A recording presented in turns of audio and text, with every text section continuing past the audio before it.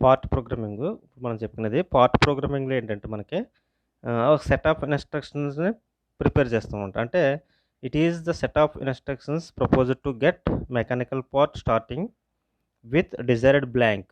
అంటే మనం రా మెటీరియల్‌ని ఫినిష్డ్ ప్రొడక్ట్‌ని కంప్లీట్ అవ్వాలంటే డిఫరెంట్ ఆపరేషన్స్ పెర్ఫార్మ్ చేయాలి. ఈ డిఫరెంట్ ఆపరేషన్స్‌ని మనకి ఒక ఇన్‌స్ట్రక్షన్స్ అంటే న్యూమరికల్ ఇన్‌స్ట్రక్షన్స్ కానీ లేకపోతే వర్డ్స్ డా లేదా సింబల్స్ ఈ రూపంలో మనకు ఒక ప్రోగ్రామ్ ప్రిపేర్ చేసేదాన్ని మనకి పార్ట్ ప్రోగ్రామింగ్ అంటామన్నమాట. దీంట్లో మనకు 2 టైప్స్ ఉంటది. మాన్యువల్ పార్ట్ ప్రోగ్రామింగ్ ఉంటది. అలాగే కంప్యూటర్ అసిస్టెడ్ పార్ట్ ప్రోగ్రామింగ్ ఉంటది. ఇప్పుడు మాన్యువల్ పార్ట్ ప్రోగ్రామింగ్ అంటే మనకి జీ కోడ్స్, ఎం కోడ్స్ చేసి మనం ఆల్రెడీ క్యాడ్ క్యామ్‌లో చేసుంటాం. ఆ ప్రోగ్రామింగ్ ఆ టైప్‌లో ఉంటది. మనకి ఇక్కడ చూసుకున్నట్టయితే మాన్యువల్ పార్ట్ ప్రోగ్రామింగ్‌లో ah, a programmer writes the machining instructions prepare చేస్తాం ఆన్ స్పెషల్ ఫార్మాట్. స్పెషల్ ఫార్మాట్‌లో ప్రిపేర్ చేయడాన్ని ఏమంటామంటే మనకి పార్ట్ ప్రోగ్రామింగ్ మ్యాన్‌స్క్రిప్ట్ అంటామన్నమాట. ఇందులో ఏంటంటే మనకి ఇవి దేనికి ఇండికేట్ చేస్తాయంటే టూల్ యొక్క స్పీడ్‌ని గాని, ఫీడ్‌ని గాని, అలాగే మనకి కూలెంట్ ఆన్ చేయాలన్నా, ఆఫ్ చేయాలన్నా ఇలాంటి డిఫరెంట్ ఆపరేషన్స్‌ని పెర్ఫార్మ్ చేయడానికి ఒక కోడ్ రూపంలో మనకి స్క్రిప్ట్ అనేది ప్రిపేర్ చేస్తాం. దీన్నే మ్యాన్‌స్క్రిప్ట్ అంటాం పార్ట్ ప్రోగ్రామింగ్. దీంట్లో మనకొచ్చేసరికి వర్డ్, బ్లాక్. ఇప్పుడు వర్డ్ అంటే ఫర్ ఎగ్జాంపుల్ మనకి F100 ఉందనుకోండి. F100 అంటే ఇక్కడ F అనేది ఫీడ్‌ని ఇండికేట్ చేస్తది. 100 అనేది 100 ఎంఎం/మినిట్. అది ఫీడ్‌కి యూనిట్స్. దాని అంటే F100 ఇక్కడ పక్కన ఏమి యూనిట్స్ రాయడనమాట. F100 అంటే F అంటే ఫీడ్ ఇండికేట్ చేస్తది. అలాగే ఇక్కడ మనం చూసుకున్నట్టయితే మనకి అడ్రస్ వచ్చేసరికి మనకి ఆ నంబర్స్‌ని ఇండికేట్ చేస్తది. ఇప్పుడు ఎన్ అంటే అడ్రస్, ఎన్ అంటే సీక్వెన్సీ నంబర్, జీ అంటే ప్రిపరేటరీ ఫంక్షన్స్, ఎక్స్‌వైజెడ్ అంటే అలా ఎక్స్, వై, జెడ్ ఇవి కోఆర్డినేట్ వర్డ్స్. ఐజేకే అంటే హ్మ్, సర్క్యులర్ ఇంటర్పోలేషన్. అలాగే ఎఫ్ అంటే ఫీడ్, ఎస్ అంటే కటింగ్ స్పిండిల్ ఫంక్షన్ అనమాట. అంటే కటింగ్ స్పీడ్‌ని అనమాట. అలాగే టూల్ ఫంక్షన్ టీ అని, మిస్‌లేనియస్ ఫంక్షన్ ఎం అని. అంటే ఇలాంటి షార్ట్ కట్స్‌లో అడ్రస్ రూపంలో రాస్తారు. మనకి దాని మీనింగ్ అలా అర్థమవుతుందనమాట. ఇవన్నీ మనకి ఎలక్ట్రానిక్ ఇండస్ట్రీస్ అసోసియేషన్ ఈఐఏ వాళ్ళు మనకి ప్రపోజ్ చేయడం జరుగుతుంది. అంటే అందరూ ఇదే ఫాలో అవుతారనమాట. దీంట్లో చూసుకున్నట్టయితే important terms used in part ప్రోగ్రామింగ్‌లో మనకి సీక్వెన్సీ నంబర్ ఎన్ ఇండికేట్ చేస్తారనమాట. ఎన్ అడ్రస్‌తో. అలాగే ప్రిపరేటరీ ఫంక్షన్స్ మనకు జీ కోడ్స్ అంటాం కదా! అవన్నీ జీ అడ్రస్‌తో ఇండికేట్ చేస్తారు. ఇప్పుడు G00 అంటే దానికి ఒక మీనింగ్ వస్తది. G01 అంటే ఒక మీనింగ్ వస్తది. చూద్దాం నెక్స్ట్ దాంట్లో వస్తాయి స్లైడ్‌లో. అలాగే కోఆర్డినేట్ వర్డ్ అంటే మనకి ఎక్స్-వై-జెడ్ యాక్సిస్ అనమాట. X axis, Y axis, Z axis. For example ఇక్కడ X100 అని అనుకోండి. X 100 మూవ్ అయినట్టు టూల్. వై 100 అని అనుకోండి వర్టికల్ యాక్సిస్. అలాగే జెడ్ యాక్సిస్ ఇలాంటివి ఇండికేట్ చేస్తారన్నమాట దీంట్లో. Next parameters for circular interpolations అయితే ఐజేకే. అలాగే స్పిండిల్ ఫంక్షన్స్ అయితే ఎస్‌ని ఇండికేట్ చేస్తాం.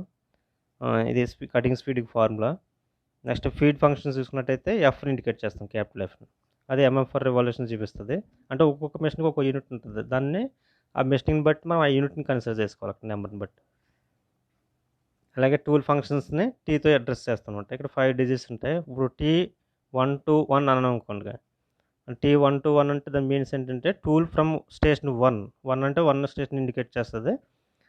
హ్యావింగ్ సెకండ్ కటింగ్ ఎడ్జ్ 21 అంటే సెకండ్ కటింగ్ ఎడ్జ్‌ని మనం అడ్రెస్ చేస్తున్నామన్నమాట దాన్ని. నెక్స్ట్ మిస్‌లేనియస్ ఫంక్షన్స్ అంటే ఎం కోడ్స్ అండి ఇవి. అంటే కూలెంట్స్ ఆన్ చేయాలన్నా, ఆఫ్ చేయాలన్నా, లేదా మిస్‌లేనియస్ అంటే టూల్‌కి సంబంధించింది. అంటే టూల్ కంట్రోల్ మూవ్‌మెంట్స్ కానీ, లేకపోతే వర్క్ టేబుల్ మూవ్‌మెంట్స్ కానీ కాకుండా వేరే అదర్ ఫంక్షన్స్ అన్నీ మిస్‌లేనియస్ ఫంక్షన్స్ కింద వస్తాయి. దాన్ని ఎంతో అడ్రెస్ చేస్తామన్నమాట. నెక్స్ట్ వచ్చేసరికి ప్రిపరేటరీ ఫంక్షన్స్, జీ కోడ్స్ ఇవి చాలా ఇంపార్టెంట్. మన ఎగ్జామ్స్‌లో కూడా వీటిల్ని అడుగుతున్నాడు. అంటే ఇందులో చాలా కోడ్స్ ఉంటాయండి. మనకు ఇంపార్టెంట్‌గా కొన్ని ఒక 10, 15 దాకా గుర్తుంచుకుంటే సరిపోద్ది. అలాగే ఎం కోడ్స్‌లో కూడా ఒక 10 దాకా ఉంటాయి. రిపీటెడ్‌గా ఇస్తున్నారు కాబట్టి ఫస్ట్ బేసిక్స్ బాగా ఎక్కువగా ఏది అడుగుతుందో అది చూసుకుంటే సరిపోద్దనమాట. Prepare preparatory commands which prepare the machine tool different modes of movement. Machine tool movements అన్నిటిని ఇది ఇండికేట్ చేస్తదనమాట. అంటే పొజిషనింగ్ గాని, కాంటూరింగ్ గాని, థ్రెడ్ కటింగ్ గాని ఒక్కొక్క కోడ్‌ని ఒక్కొక్క నంబర్‌తో ఇండికేట్ చేస్తాం మనం. ఇక్కడ చూసుకున్నట్టయితే మనకి ఫర్ ఎగ్జాంపుల్ G90 అన్నామనుకోండి. అది అబ్సొల్యూట్ డైమెన్షన్స్ ఇండికేట్ చేస్తది. G91 అన్నామనుకోండి. ఇంక్రిమెంటల్ డైమెన్షనింగ్ ఇండికేట్ చేస్తదనమాట. అలాగే G00 అంటే ర్యాపిడ్ పొజిషనింగ్. అంటే this command is used for to cutter the move from the existing pointer to target point at the fastest speed of the machine. అంటే G00 కోఆర్డినేషన్‌కి మనకు రావడం XYZకి G00 చెప్తుంది. Next చూసుకున్నట్టయితే linear interpolation అంటే G01. Indicate చేస్తారనమాట. అలాగే circular interpolation అంటే G02, G03. అంటే ఇక్కడ సర్క్యులర్ అంటే మనకి క్లాక్ వైజ్ సర్క్యులర్ వస్తది. లేదంటే యాంటీ క్లాక్ వైజ్ వస్తది. మళ్ళీ దానికి 2 కోడ్లు ఉంటాయి. ఇప్పుడు క్లాక్ వైజ్ అనుకుంటే G02, అలాగే counter clock wise, anti clock wise అయితే G03. ఇవి ఎగ్జామ్స్‌లో ఎక్కువ అడుగుతున్నవి మేము ఇచ్చినవి. ఇక్కడ మనకి జీ కోడ్స్ చూసుకున్నట్టయితే డిఫరెంట్‌వి ఉన్నాయి.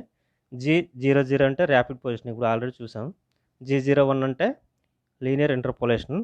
అలాగే G02, G03 అంటే సర్క్యులర్‌గా వస్తది. అంటే క్లాక్ వైజ్ వచ్చేసరికి 02 వస్తది.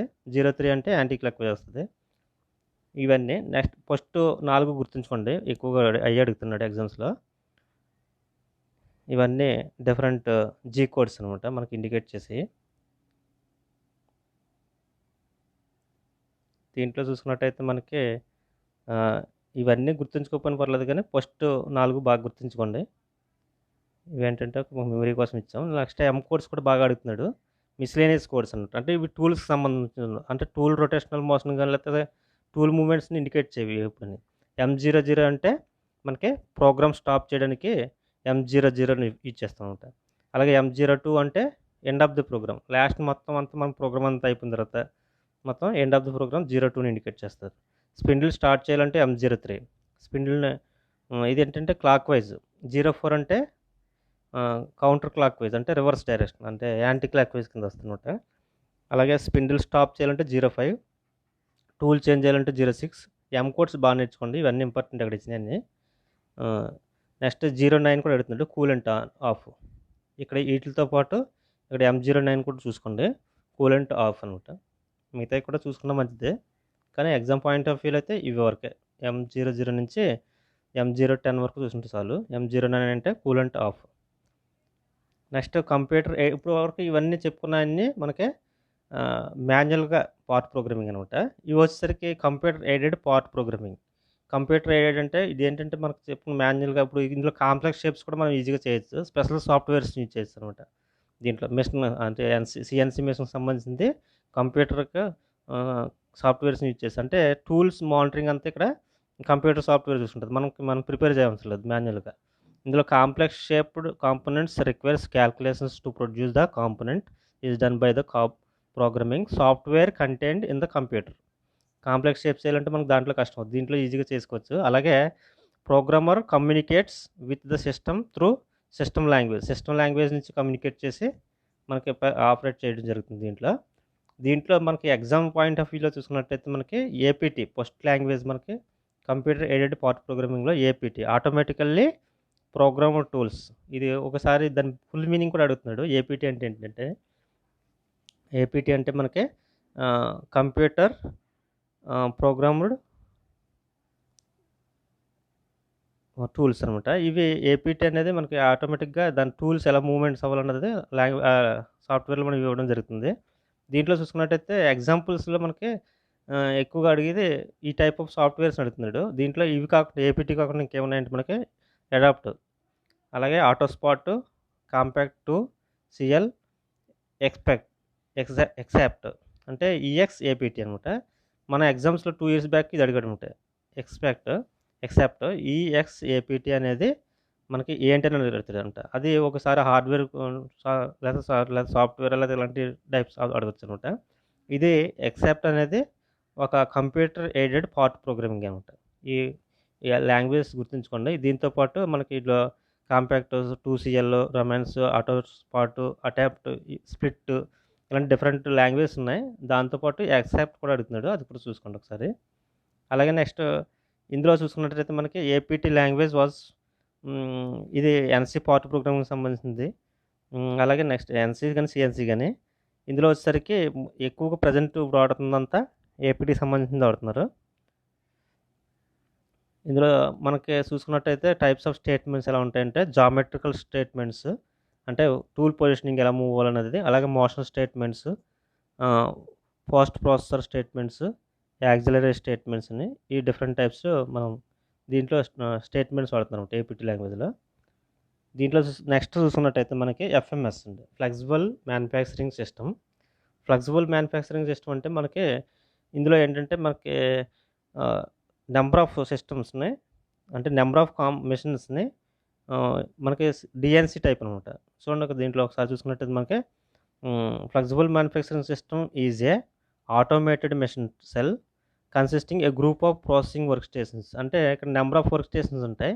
ఆ నెంబర్ ఆఫ్ వర్క్ స్టేషన్స్ని మానిటరింగ్ చేస్తుంది. అంటే కమ్యూనికేషన్ సిస్టమ్ ద్వారా ఇదంతా మానిటరింగ్ చేసి ఆ ప్రొడక్షన్ అంతటిని కంప్లీట్ చేస్తుంది అనమాట. ఇక్కడ చూసుకున్నట్టే గ్రూప్ ఇది ఇంపార్టెంట్ అనమాట మనకి.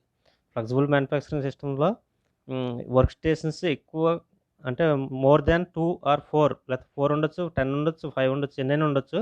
అన్నిటిని కమ్యూనికేట్ చేస్తూ ప్రొడక్షన్ అనేది కంప్లీట్ చేస్తుంది అనమాట.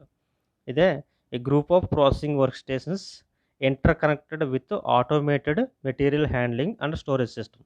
అంటే ఇక్కడ మెటీరియల్ హ్యాండ్లింగ్ అనేది ఆటోమేటిక్గా జరుగుతుంది. రాబోట్స్ యూజ్ చేసి లేకపోతే సిఎన్సీ యూజ్ చేసి ఏదైనా యూజ్ చేసి మొత్తం మాన్యువల్ మిషన్స్ కాకుండా ఆటోమేటిక్గా పెర్ఫామ్ చేస్తూ, అంటే ఇక్కడ ప్యాలెట్స్ అనేది యూజ్ చేయడం జరుగుతుంది. ఇక్కడ మనం చూసుకున్నట్టయితే ఇక్కడ సిఎన్సీ ఎన్సీ మిషన్స్ 1, 2, 3 ఉన్నాయి. అలాగే ఇక్కడ బెల్ట్ కన్వేయర్ టైప్లో ఉంది, చూడండి రౌండ్గా ఉంది. ఇక్కడ మనకు రా మెటీరియల్ స్టోరేజ్ ఉంటుంది. అక్కడ రా మెటీరియల్స్ ఆటోమేటిక్గా ఇక్కడ ఏజీవీస్ అంటే automated guided vehicles, number of guided vehicles ఉంటాయి. అక్కడ ఉన్న పాత్ని బట్టి మనకి ఎన్ని ఎగ్జిస్ట్ అవుతాయి. 1, 1, 2 ఇచ్చాడు. ఒకసారి అక్కడ ఉన్న మెషిన్స్ బట్టి ఇక్కడ ఏజీవీస్ అన్నీ ఉంటాయి, నెంబర్ పెరగవచ్చు.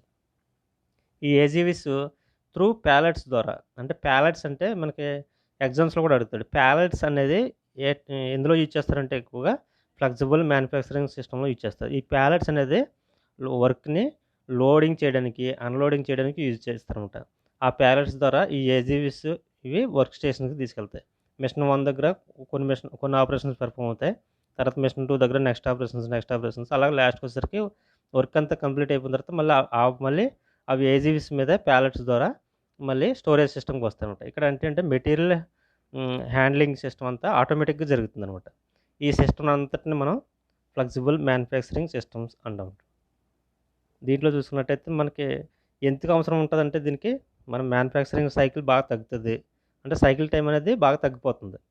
మనకి మ్యాన్ పవర్ కూడా సేవ్ అవుతుంది. అలాగే ప్రొడక్షన్ కాస్ట్ తగ్గుతుంది. ఓవర్కమ్ ఇంటర్నల్ చేంజెస్ కానీ, బ్రేక్ డౌన్స్ కానీ వాటిని కానీ ఓవర్కమ్ చేసుకోవచ్చు మనం ఈజీగా. ప్రొడక్షన్ రేట్ బాగా పెరుగుతుంది దీనివల్ల మనకి ఎఫ్ఎంఎస్ వల్ల. ఇప్పుడు మోస్ట్ ఆఫ్ ఇండస్ట్రీస్ అన్నీ ఎక్కువగా ప్రజెంట్ ఇండస్ట్రీస్ అన్నీ ఎఫ్ఎంఎస్ టెక్నాలజీని వాడుతున్నాయి. నెక్స్ట్ ఫ్లెక్సిబుల్ మ్యానుఫ్యాక్చరింగ్ సిస్టమ్స్లో 2 కేటగిరీస్ ఉంటాయి. Single machine cell, flexible manufacturing cell, flexible manufacturing system. ఈ 3 types ఆఫ్ కేటగిరీస్ ఉంటాయి క్లాసిఫికేషన్ ఆఫ్ ఎఫ్ఎంఎస్లో. ఇందులో చూసుకున్నట్టయితే మనకి సింగిల్ మిషన్ సెల్లో మనకి ఒక్క మిషనే ఉంటుందండి. దీంట్లో చూడండి, single machine cell consist of 1 CNC machining centre combined with part storage system and unattended operations. అంటే ఇక్కడ ఒక మిషన్ పెర్ఫామ్ చేస్తుంది. దీనికి సంబంధించిన ప్యాలెటింగ్ సిస్టమ్, అంటే ప్యాలెట్స్ అంటే మనకి వర్క్ని లోడ్ చేయడం, అన్లోడ్ చేయడం, అలాగే ఏజీవీస్ మీద తీసుకెళ్ళడం, అది కంప్లీట్ చేసిన తర్వాత మళ్ళీ స్టోరేజ్ సిస్టమ్లో పెట్టడం, ఇదంతా మామూలే. మళ్ళీ ఈ completed parts periodically unloaded from the parts storage unit and raw work parts are loaded into it. అంటే ఇక్కడ లోడింగ్ అన్లోడింగ్ అంతా ఆటోమేటిక్గా జరుగుతుంది. కానీ ఇక్కడ మిషనింగ్ మాత్రం ఒక మిషనే ఉంటుంది. సింగిల్ మిషన్ సెల్లో మనకు ఒక మిషనే ఉంటుంది. మిగతా సిస్టమ్ అంతా కమ్యూనికేషన్ అంతా ఒకటే. లోడింగ్ కానీ, అన్లోడింగ్ కానీ, ఇక్కడ బెల్ట్ కన్వేయర్స్ మీద వెళ్ళటం అంతా స్టోరేజ్ సిస్టమ్ అంతా ఒకలాగా ఉంటుంది. Next flexible manufacturing cell. ఇందులో వచ్చేసరికి 2 లేదంటే 3 మిషన్స్ ఉంటాయి. ఆ 3 మిషన్స్ ఉండి అక్కడ మనకు వర్క్ అనేది పెర్ఫామ్ అవుతుంది. మళ్ళీ సేమ్ అంతే, మనకు లోడింగ్ కానీ, అన్లోడింగ్ కానీ, ఇక్కడ ప్యాలెట్ సహాయంతో ఆటోమేటెడ్ గైడెడ్ వెహికల్స్ ఒక మిషన్ నుంచి ఇంకో మిషన్ తీసుకెళ్తూ లాస్ట్ని మనకి ప్రోడక్ట్ అంతా కంప్లీట్ అయిపోయిన తర్వాత మళ్ళీ అవి స్టోరేజ్ ర్యాక్స్లో ఆటోమేటిక్గా పెట్టడం జరుగుతుంది. ఇది ఎఫ్ఎంసి అంటే ఫ్లెక్సిబుల్ మ్యానుఫ్యాక్చరింగ్ సెల్. దీంట్లో నెక్స్ట్ ఇందులో వచ్చేసరికి ఎఫ్ఎంఎస్ అంటే ఫ్లెక్సిబుల్ మ్యానుఫ్యాక్చరింగ్ సిస్టమ్. ఇది మోస్ట్ కాంప్లికేటెడ్. ఇందులో ఇప్పుడు వచ్చిన అన్ని డ్రాబ్యాక్స్ కన్నా ఇందులో ఎక్కువగా ఇప్పుడు వరకు వచ్చిన డ్రాబ్యాక్స్ అన్ని ఓవర్కమ్ చేస్తూ దీంట్లో మనకి ఇంప్రూవ్ టెక్నాలజీ వాడటం జరుగుతుంది. దీంట్లో ఏంటంటే మనకి 4 or more ప్రాసెసింగ్ స్టేషన్, అంటే ఇక్కడ 4 అంతకన్నా ఎక్కువ వర్క్ స్టేషన్స్ ఉంటాయి. నెంబర్ ఆఫ్ వర్క్ స్టేషన్స్ ఎక్కువ ఉంటాయి దీంట్లో. Connected mechanically a common part handling system. Common part handling system అంటే బెల్ట్ కన్వేయర్స్ కానీ అవన్నీ వర్క్ ఒక కామన్గా ఉంటుంది. And electronically by distributed computer system. ఒక కంప్యూటర్ సిస్టమ్తో మొత్తం ఇదంతా ఆపరేట్ చేయడం జరుగుతుంది. ఇదేంటంటే మనకి హ్యూజ్ సిస్టమ్. ఇది ఇందాక వచ్చిన రెండిట్ల కన్నా ఇది కొంచెం పెద్ద సిస్టమ్ అనమాట. అంటే మెటీరియల్ హ్యాండ్లింగ్ సిస్టమ్ గానీ, లేదా వర్క్ స్టేషన్స్ గానీ అవన్నిటి మిగతా వీటితో కంపేర్ చేసుకుంటే ఇవి ఎక్కువగా ఉంటాయి. ఇది ఇందులో కొన్ని రోబోట్స్ పనిచేయొచ్చు. బెల్ట్ కన్వేయర్స్ అంతా సిస్టమ్ అసెంబ్లింగ్ యూనిట్స్ గానీ ఎక్కువగా దీన్ని వాడుతున్నారన్నమాట ఎక్కువ. దీంట్లో లేఅవుట్స్ చూసుకున్నట్టయితే లేఅవుట్స్ అంటే మనకి అరేంజ్‌మెంట్ ఆఫ్ మెషిన్స్, అలాగే మనకు వర్క్ రా మెటీరియల్ నుంచి ఫినిష్డ్ కాంపోనెంట్‌కి ఎలా వెళ్తుంది ఆ పాత్, అలాగే అరేంజ్‌మెంట్ ఆఫ్ మెషిన్స్ వీటిలన్నిటిని మనం ఒక లేఅవుట్ అనొచ్చు. మనకు మేనేజ్మెంట్‌లో కూడా వస్తది. Process layout, fixed layout, production layout ఇలాంటి డిఫరెంట్ లేఅవుట్స్ వస్తాయి. ఇక్కడ కూడా మనకు ఫ్లెక్సిబుల్ మ్యానుఫ్యాక్చరింగ్ సిస్టమ్‌లో లేఅవుట్స్ అనేది ఉంటదనమాట. ఇందులో first layout progressive or line layout, next loop layout, ladder layout అదే ladder type, open field type, robot enter type ఇలాంటి టైప్స్ ఉన్నాయి. దీంట్లో చూసుకున్నట్టయితే మనకు డయాగ్రామ్ చూసుకున్నట్టయితే ఒకసారి చూడండి. ఫస్ట్ లైన్ లేఅవుట్లో చూడండి ఒక లైన్‌లోకి వెళ్తుందనమాట. అంటే ఇక్కడ మెషిన్స్ అన్నీ ఒక డైరెక్షన్‌లో ఉన్నాయి. ఇవి రెడ్ కలర్‌లో వెళ్తుంది చూడండి అది పాత్ అనమాట. మెటీరియల్ వెళ్ళి లాస్ట్‌లో గ్రీన్ కలర్ అయ్యేసరికి మెటీరియల్ అయిపోతుంది. అంటే ఫినిష్డ్ కాంపోనెంట్ కింద కంప్లీట్ అవుతుంది. ఇలాంటివి అయిన తర్వాత ఒక స్టోరేజ్ సిస్టమ్‌లో పెట్టడం జరుగుతుంది. ఇది progressive or line type FMS system అనమాట ఇది.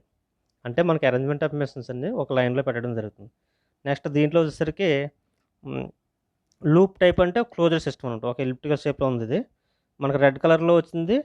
ఈ పాత్ అంతా మనకి 1 బై 1 వస్తున్నాయి.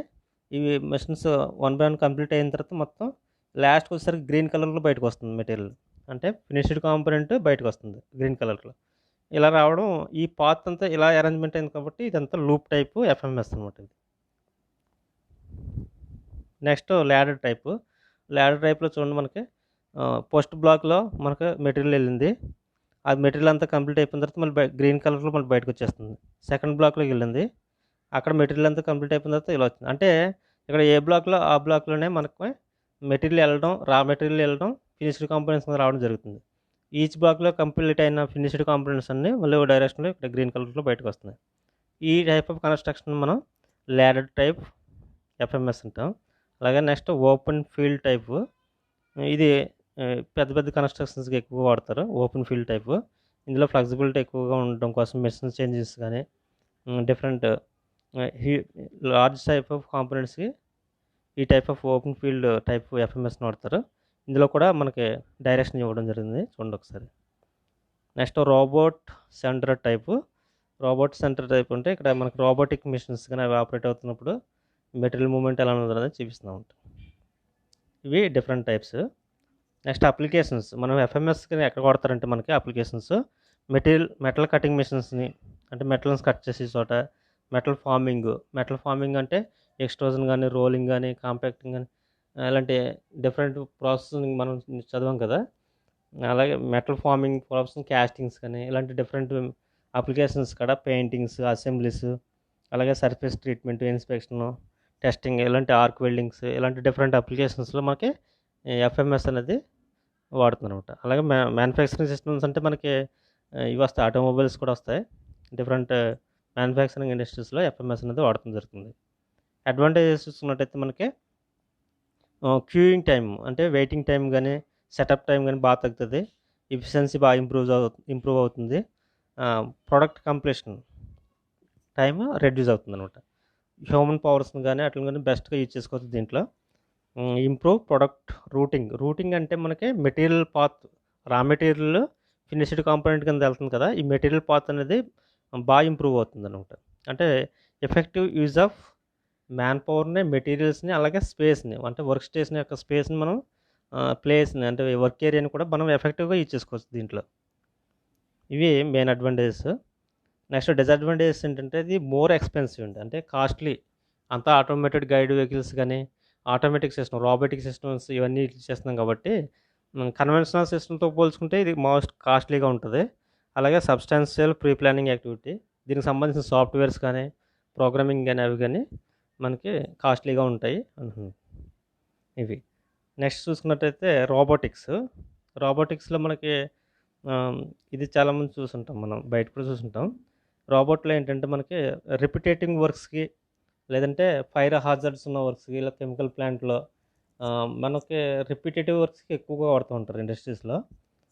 దీంట్లో మెయిన్ డెఫినేషన్ చూసుకున్నట్టయితే మనకి industrial robot is a programmable multifunctional manipulator designed to move material parts tools special devices used variable programmed motions for performance of variety task. Different టాస్క్ని మనం పెర్ఫామ్ చేయడానికి, టూల్స్ని ఆపరేట్ చేయడానికి, లేదంటే మెటీరియల్ మూవ్ చేయడానికి, ఇలాంటి different tasks మనం దీన్ని use చేయడం జరుగుతుంది అన్నమాట. ఇవి డిఫరెంట్ డెఫినేషన్స్. అంటే రీప్రోగ్రామబుల్ అంటే మనం అది రిపీటెటివ్ వర్క్స్ ఎక్కువగా ఇచ్చేయడానికి జరుగుతుంది. అలాగే మ్యానిపులేటివ్ మనం ఇచ్చిన ప్రోగ్రామ్స్ని బట్టి అది ఆపరేట్ చేయడం జరుగుతుంది అనమాట. అదంతటా అదే ఓన్ డెసిషన్ ఏం తీసుకోవద్దు, మనం ఇచ్చిన ప్రోగ్రామ్ బట్టే అది రిపీటెటివ్ వర్క్స్ చేయడం జరుగుతుంది. రోబోటిక్ సిస్టంలో చూసుకున్నట్టయితే మనకి ఏమేమి కాంపోనెంట్స్ ఉంటాయి అనేది ఇవి కూడా ఇంపార్టెంట్, ఎగ్జామ్స్లో అడుగుతాడు. మ్యానిపులేటర్ ఉంటుంది, అలాగే డ్రైవ్ సిస్టమ్ ఉంటుంది. డ్రైవ్ సిస్టమ్ అంటే మనకి హైడ్రాలిక్ డ్రైవ్, న్యూమాటిక్ డ్రైవ్, అలాగే ఎలక్ట్రికల్ డ్రైవ్, ఇలాంటి డిఫరెంట్ డ్రైవ్స్ ఉంటాయి. అలాగే control systems, end effectors, sensors కూడా మనకు చాలా ఇంపార్టెంట్. అంటే మనకి ఇక్కడ ఫోర్స్ ప్రెజర్ సెన్సర్స్ ఉంటుంది, టచింగ్ సెన్సర్స్ ఉంటుంది, విజన్ సిస్టమ్, అలాగే కంప్యూటర్ సాఫ్ట్వేర్ అండ్ హార్డ్వేర్. ఆ సాఫ్ట్వేర్ని బట్టి ఇది వర్క్ చేయడం జరుగుతుంది. Next robot physical configuration. ఇందులో మనకి Cartesian configuration, cylindrical configuration, spherical polar configuration, articulated joint arm configuration, ఇలాంటి డిఫరెంట్ కాన్ఫిగరేషన్స్ ఉన్నాయి.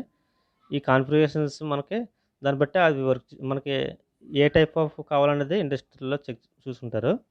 దీంట్లో మనం చూసుకున్నట్టయితే ఫస్ట్ కాన్ఫిగరేషన్లో కార్టీజియన్ అంటే మనకి ఇక్కడ లీనియర్ జాయింట్స్ని ఇచ్చేస్తారు, 3 జాయింట్స్ని. ఇక్కడ చూడండి, మనకి ఈ డయాగ్రామ్ చూసుకున్నట్టయితే మనకి ఎక్స్ యాక్సిస్లోని, అలాగే కింద పోటంలో ఉంటుంది ఎక్స్ యాక్సిస్, వై యాక్సిస్ హారిజాంటల్గా ఉంది, అలాగే జెడ్ యాక్సిస్ వర్టికల్గా ఉంది. ఇలాంటి 3 డైమెన్షన్స్ ఉంటాయి. ఇక్కడ అన్ని లీనియర్ మూమెంట్స్ ఉంటుంది, ఎటువంటి రొటేషనల్ మూమెంట్ ఉండదు. ఈ టైప్ ఆఫ్ని కార్టీజియన్ కాన్ఫిగరేషన్ అంటాం మనం. కార్టీజియన్ రోబోట్స్లో మళ్ళీ 3 ఆర్థోగోనల్ సైడ్స్, అంటే ఇక్కడ మనకు ఆర్థోగోనల్ సైడ్స్ 3 ఉంటాయి. చూడండి, ఇక్కడ మన డయాగ్రామ్ చూసుకున్నట్టయితే ఇవి ఒకదానికొకటి పెర్పెండికులర్గా ఉంటాయి మూమెంట్స్, XYZ అనేది 3D డయాగ్రామ్ చూసుకున్నట్టు మనకు తెలుస్తుంది. అలా టైప్లో ఒకదానికొకటి పెర్పెండికులర్గా మూవ్ అవుతాయి అనమాట ఇవి స్లైడ్స్. దాన్ని బట్టి మనం యూజ్ చేస్తాం. ఇవి ఎక్కువగా ఎక్కడ యూజ్ చేస్తారంటే మనకి పికింగ్ అండ్ ప్లేస్ వర్క్స్కి, లేకపోతే అసెంబ్లీ ఆపరేషన్స్కి, హ్యాండ్లింగ్ మెషిన్ టూల్స్, ఆర్క్ వెల్డింగ్కి ఎక్కువగా యూజ్ చేస్తాం. అలాగే కార్టీజియన్ రోబోట్స్లో మనకి అడ్వాంటేజెస్ చూసుకున్నట్టయితే మనకి ability to straight line intersections into ఫర్నెసెస్లో ఉన్న అంటే హై హీట్ ఉన్న ఎలిమెంట్స్ని, ఆబ్జెక్ట్స్ని పికప్ చేసి మళ్ళీ వేరే ప్లేస్లో పెట్టడానికి. అలాగే ఈజీ కాంపిటేషన్ అండ్ ప్రోగ్రామింగ్, ఈజీగా కాంపిటీషన్ చేయొచ్చు. అలాగే next most rigid structures given length, ఇవి మన ఇచ్చిన లెంత్లో హై వెయిట్ ఉన్న ఆబ్జెక్ట్స్ని కానీ, ఇది కూడా స్ట్రక్చర్ కూడా చాలా రిజిడ్గా ఉంటుంది అనమాట. వర్క్ చేయడం కూడా లీనియర్ మూమెంట్స్లో చాలా పర్ఫెక్ట్గా వర్క్ చేస్తుంది అనమాట. అలాగే డిసడ్వాంటేజ్ చూసుకున్నట్టయితే లార్జ్ ఆపరేటింగ్ వాల్యూమ్, దీనికి ఎక్కువ స్పేస్ ఎక్కువ పెడుతుందండి దీనికి. అలాగే ఇవి గైడ్ వేస్ అయ్యి ఎక్స్పోజ్ అయ్యి ఉంటాయి కాబట్టి అట్మాస్ఫియర్కి రస్ట్ ఎక్కువ పడడానికి ఛాన్స్ ఎక్కువగా ఉంటుంది. Can easily reach front of it self, only reach front of it self, దాని ముందుకు వస్తేనే అది పికప్ చేయగలుగుతుంది. ఆ గైడ్ వేస్ ఉన్నంత లెక్కలోనే అది పట్టుకోగలుగుతుంది. మళ్ళీ వేరే ప్లేస్కి వెళ్తే అది కష్టం అవుతుంది ఉంటుంది. నెక్స్ట్ సిలిండ్రికల్ కాన్ఫిగరేషన్ అంటే దీని మూమెంట్స్ చూడండి ఒకసారి. సిలిండ్రికల్ అండ్ రొటేషనల్ మూమెంట్ ఉంటుంది కాబట్టి R and linear moment L. ఇందులో మనకి జెడ్ యాక్సిస్లో అంటే వర్టికల్గా మూవ్ అవుతుంది హైట్, నెక్స్ట్ రేడియల్గా మూవ్ అవుతుంది. నెక్స్ట్ రొటేషనల్ మూమెంట్ అంటే ఇది మనకి ఫర్ ఎగ్జాంపుల్ మనకి రేడియల్ డ్రిల్లింగ్ మిషన్ చూసుకున్నట్టయితే చూడండి, సేమ్ అలాగే ఉంటుంది. రేడియల్ డ్రిల్లింగ్ మిషన్ లాగా అలా ఆపరేట్ చేసుకోవచ్చు దీన్ని. ఇది ఫర్ ఎగ్జాంపుల్ అనమాట మనకి ఇది. అంటే ఇక్కడ వర్టికల్ పిల్లర్ ఉంది, దాన్ని హైట్ని పెంచుకోవచ్చు, అలాగే వర్క్ కాంపోనెంట్ని బట్టి. అలాగే దీన్ని రేడియల్గా కూడా మూవ్ చేయొచ్చు, ఈ పిల్లర్కి రేడియల్గా మూవ్ చేసుకోవచ్చు.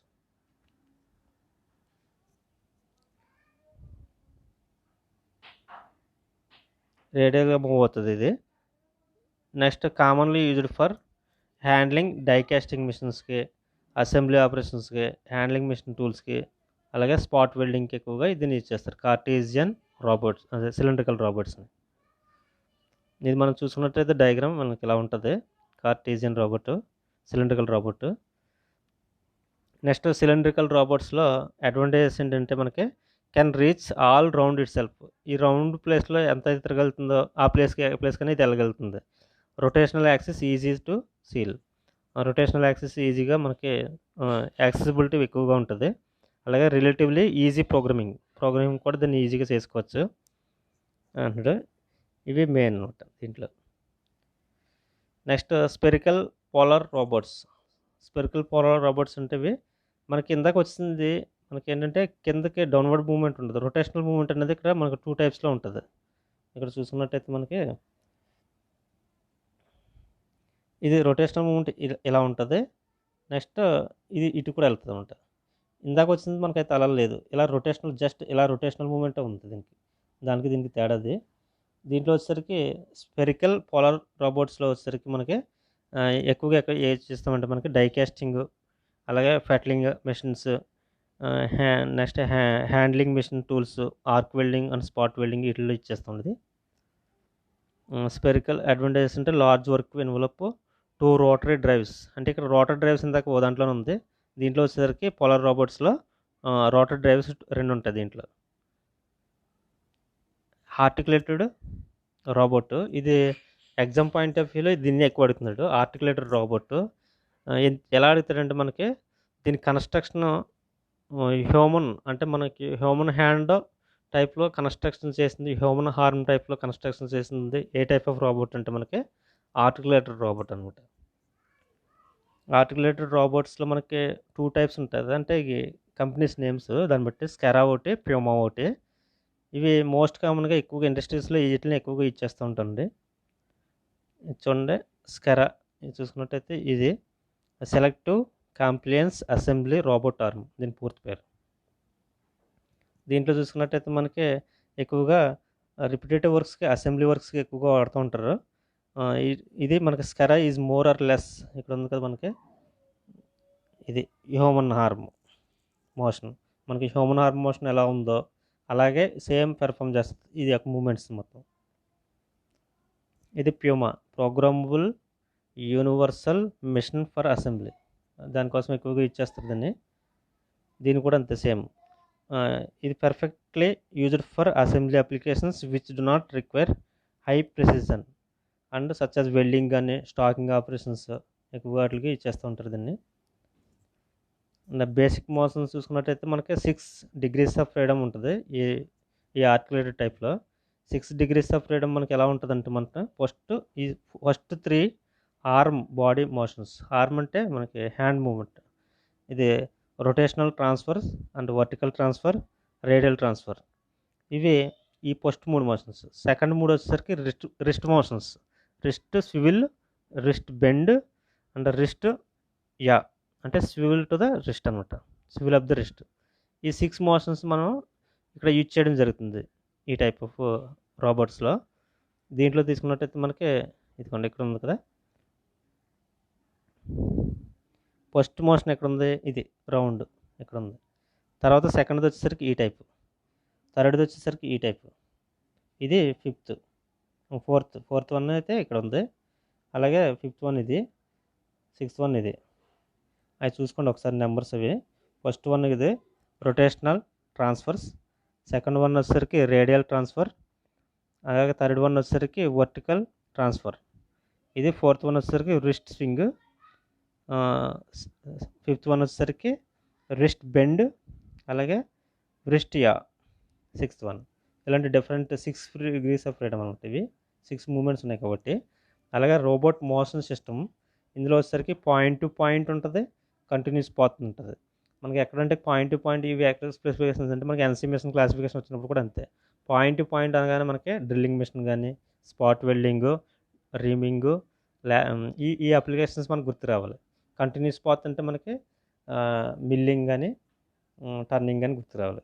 ఇవి సేమ్ మనకి ఇక్కడ కూడా సేమ్ అలాగే ఉంటాయి.